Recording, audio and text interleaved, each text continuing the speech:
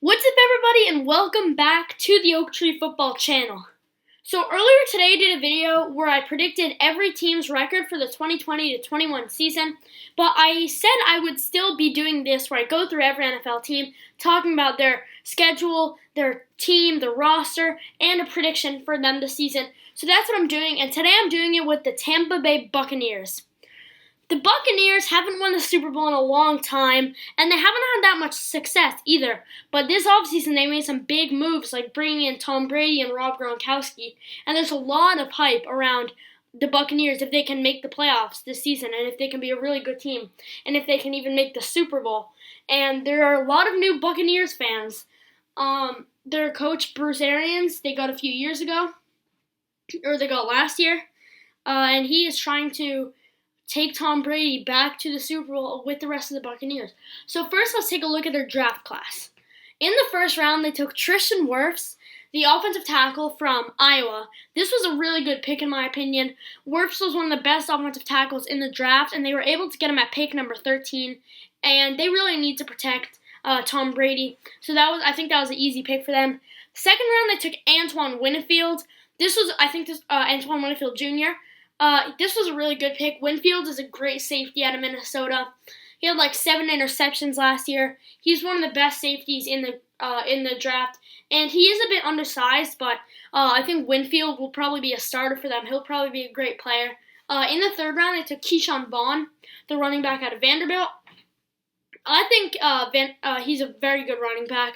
I don't think that he was the best option for the Buccaneers. I think it would have been better if they took someone in the second round, but, they couldn't pass on Winfield, so then they get Vaughn in the third, which is not a bad one, not a bad running back, it just could be better.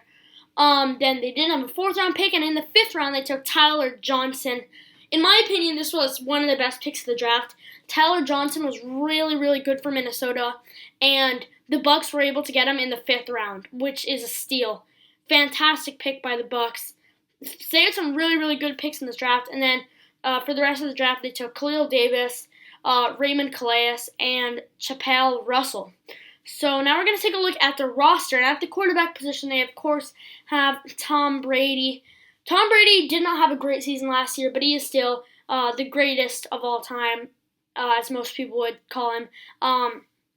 So he is a good quarterback. Quarterbacks don't usually do well in their first season with Bruce Arians. They usually do well in their second year, but in their first year, it's not always great. So I don't know if Tom Brady's going to have a good year. But he is a very smart football player, so maybe his knowledge of the game will prevent that from happening. Looking at the running backs, Ronald Jones, the second. He hasn't done anything great so far in his career. He was a second-round pick a few years ago. I think he has potential. He just hasn't shown why he deserved to be that high, I think, yet. But I think he can potentially in the future become a solid running back for the Buccaneers.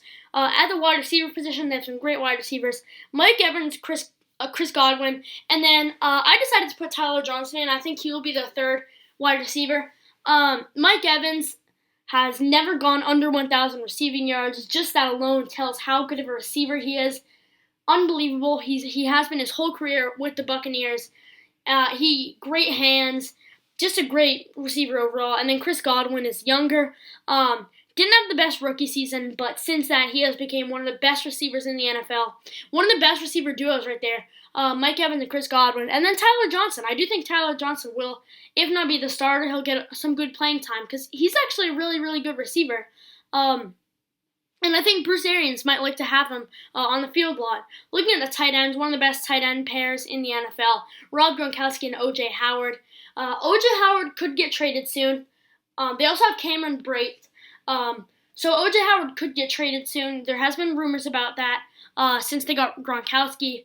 The former New England Patriot, one of the best tight ends of all time, arguably the best tight end of all time. He was great for the Patriots, retired, and then decided to come out of retirement to play with Tom Brady. And then looking at the offensive line, Donovan Smith, Tristan Wirfs, Alex Kappa, and Ali Marpet. Of course, we haven't seen anything from Tristan Wirfs yet, but the rest of the offensive line, it's kind of like they're good, but they're inconsistent. Ali Marpet is good, but the other two are inconsistent. If they can be more consistent, that can be a really good offensive line, but at the moment, it's not great. Looking at the defensive side of the ball, on the defensive end, Ndamukong Suh and William Golston, two very good defensive ends. So that's good right there. And the defensive tackle, they have a few years ago first-round pick Vita Vea. Vita Vea hasn't been great in the NFL yet, but he is a good player, and he can be, I think, he can become a big part of the defense in a few years down the line. Linebackers, one of the best linebacker corps in the NFL. Shaquille Barrett, Levante David, Jason Pierre-Paul, and Devin White. Devin White they took in last year's draft. Levante David has been there for a long time. Jason Pierre-Paul came from the Giants, the Giants a few years ago. And then Shaquille Barrett led the NFL in sacks last season. Such good linebackers. Really, really good there. Cornerbacks, they have Carlton Davis. He's not the best, but he can improve. I think he can be a good cornerback. And then Sean Murphy-Bunting, who's coming into his second season, and he has potential to be a very, very good safety, I think. Or cornerback, sorry. And then looking at the safeties, Justin Evans, he's a pretty good safety. And then Antoine Winfield Jr., I think he has a lot of potential. I think he was one of the best safeties in the draft, and I've already talked about him, but I think he has really, really a lot of potential. So this team is really, really good on paper. Their offense and defense is really good on paper. So now looking at their schedule, as you can see in 2019 they went 7-9. So on their schedule, week 1 they have to go into New Orleans to play the Saints. I talked about it in my prediction video today. I think the Saints are the most complete team in the NFL. Really, really good roster. That's going to be a tough game. Then they play the Carolina Panthers. Shouldn't be too tough a game. Panthers aren't the best team overall. That could definitely be a win. Then Broncos. I talked about this in my prediction video also. They're playing in Denver, by the way, in this game. But I think the Broncos can actually be a really, really good team this season. And I think the Broncos can put up a fight and maybe even win this game against the Buccaneers. Week 4, they play the Chargers. The Chargers are a good football team. I think the Buccaneers can win that game. It might be close, but week 5, Thursday Night Football against the Chicago Bears. Bears, they aren't the best at the quarterback position, and they have a few holes in the team. So it's really not the best team, and I think that should be a win. Even though it is in Chicago, it should be a win for the Buccaneers. Week 6, they play the Green Bay Packers. Really, really tough game. Even though it's at home, and even though they've had a 10-day break after this game, really, really tough game. Because, the Packers, of course, are a good football team. And it's going to be really fun to see Aaron Rodgers go up against Tom Brady this season. But Packers are a really good football team. They're probably going to put up a fight, at least put up a fight probably against the Buccaneers. Maybe even win that game. Then back-to-back weeks, they're on the road against the Raiders and then against the Giants. 2 winnable games, even though they are on the road. Not 2 tough teams. And I think those can be both wins. Week 9 against the Saints. Once again, Saints, really, really good football team, and it's going to be a tough game. I think the Saints will win that game. The Saints are just too good of a team, in my opinion. Then they go in Carolina and play the Panthers. Talked about the Panthers a bit earlier. Panthers aren't the best team. Shouldn't be the hardest challenge. This one is in Carolina, but still, it shouldn't be that hard of a game. Week 11, they play the Rams. Rams, not the best team. Recently, they've kind of been falling down. And I think that can be a win for the Buccaneers. Week 12, though, not sure about that one, playing the Kansas City Chiefs. One of, if not the best team in the NFL. One of the best rosters, one of the best teams overall. It's such a good team for the Chiefs, and I can't see the Buccaneers winning that game. I can see maybe them putting up a fight, but it's just Chiefs are too good of a football team. Week 13, they actually have a late bye week, and then they play the Minnesota Vikings at home. But the Vikings are a pretty good football team, and they could definitely lose this game. It should be close, I do think. Week 15, they go into Atlanta to play the Falcons.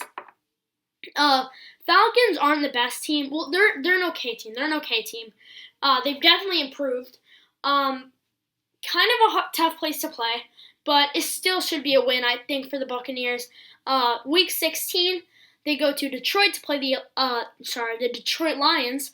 Lions aren't the best team. I don't have high expectations for them this season. So I think that should be a fairly easy win for the Buccaneers. And then to end the season off, on January 3rd, 2021, they play the Atlanta Falcons, this time at home. Once again, pretty easy game, so I think they can win. So now I'll give you a record prediction, go through every game, and I'll just say what I think. So week 1 against the Saints, I think that'll be a loss, but I think they can bounce back the next week and beat the Panthers, but then I think they'll lose to the Broncos, and then I think they'll beat the Chargers and Bears, then lose to the Packers, then beat the Raiders and the Giants, then lose to the Saints, then beat the Panthers and the Rams, and then lose to the Chiefs, and then lose to the Vikings, and then beat the Falcons, Lions, and the Falcons for the rest of the season. And that means I think the record will be 10-6 this season. So, I mean, I've talked about this in my prediction video. I don't think this is going to be the season that the Buccaneers do well and have a great year and everyone plays well. I think that's next year because the roster is so good and stuff. It's a really good roster. But quarterbacks have not done well with Bruce Arians in their first season. But in their second season, they have done really well. And I think Tom Brady will have a bounce-back year next year, and they will have a really, really good season. But for this year, I predict it to be 10-6, and that's going to be it for this video. If you did enjoy, don't forget to leave a like, and if you're new around here, feel free to subscribe. Thank you for watching, and I'll see you next time. Also, before you go, if there's a team you want to see me do this with next time, tell me in the comment section below. But anyway, that's going to be enough for today. See you guys next time.